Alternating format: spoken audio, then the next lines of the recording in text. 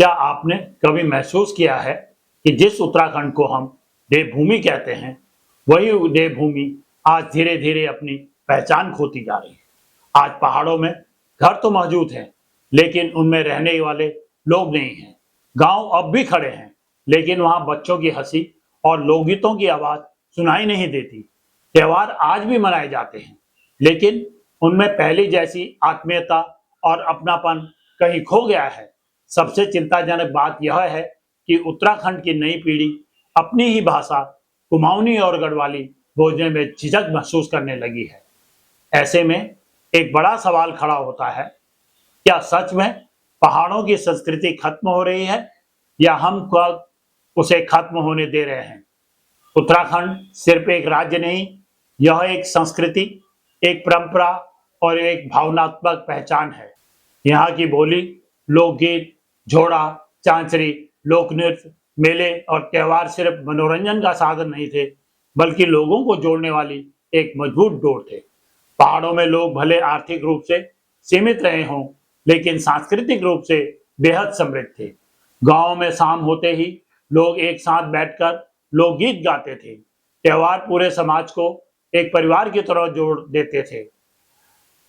बुजुर्गों की कहानियां, माँ के गीत और पहाड़ों की सादगी ही उत्तराखंड की असली पहचान थी।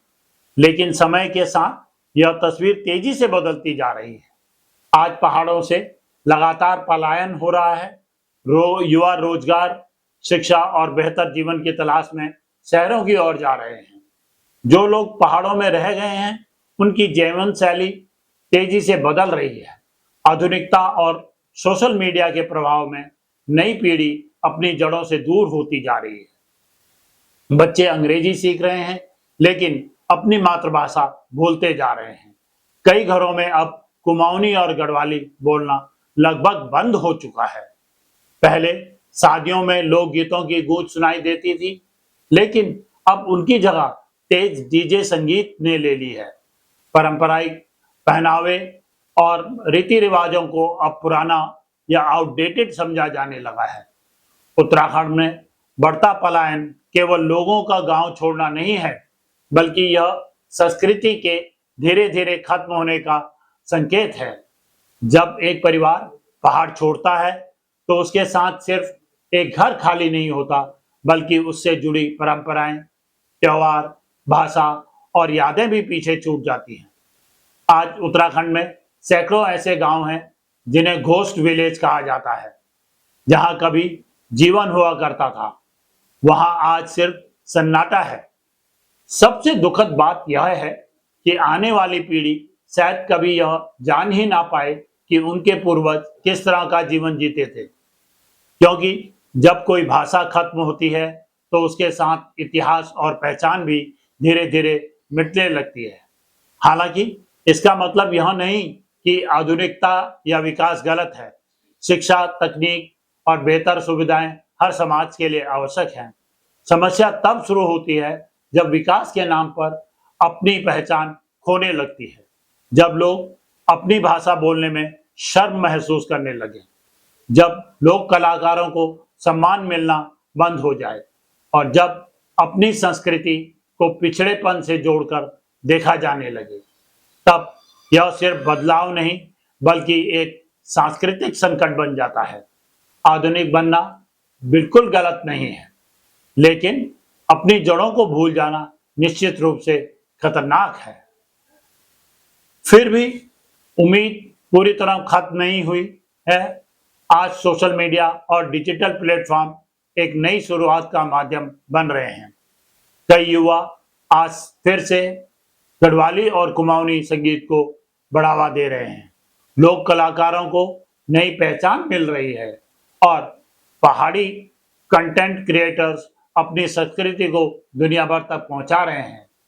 यदि नई पीढ़ी चाहे, तो वही तकनीक जो संस्कृति को कमजोर कर रही है, उसे बचाने का सबसे बड़ा माध्यम भी बन सकती है।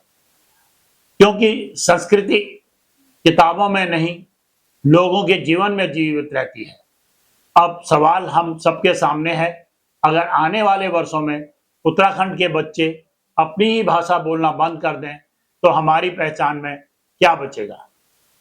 अगर गांव केवल पर्यटन स्थल बनकर रह जाएं, तो क्या उन्हें सच में पहाड़ कहा जा सकेगा?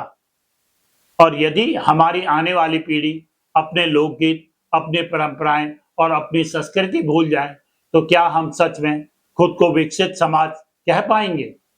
उत्तराखंड की संस्कृति को बचाने के लिए की जिम्मेदारी सिर्फ सरकार की नहीं, बल्कि हम सभी की है। अपने बच्चों को अपनी भाषा सिखाना, अपने त्योहारों को गर्व के साथ मनाना और अपनी लोक परंपराओं को जीवित रखना हमारी जिम्मेदारी है। क्योंकि जिस दिन कोई संस्कृति खत्म होती है, उस दिन केवल एक समाज नहीं, बल्कि उसकी पूरी पहचान समाप्त हो जाती है। अगर आप भी उत्तराखंड और उसकी संस्कृति से प्रेम करते हैं, तो इस वीडियो को ज़्यादा से ज़्यादा शेयर करें। कमेंट करके ज़रूर बताइए कि क्या आपको लगता है कि पहाड़ों की संस्कृति खतरे में है, और ऐसे ही सोच बदल देने वाली सच्चाइयों के लिए सब्सक्राइब करें जोशी विचार।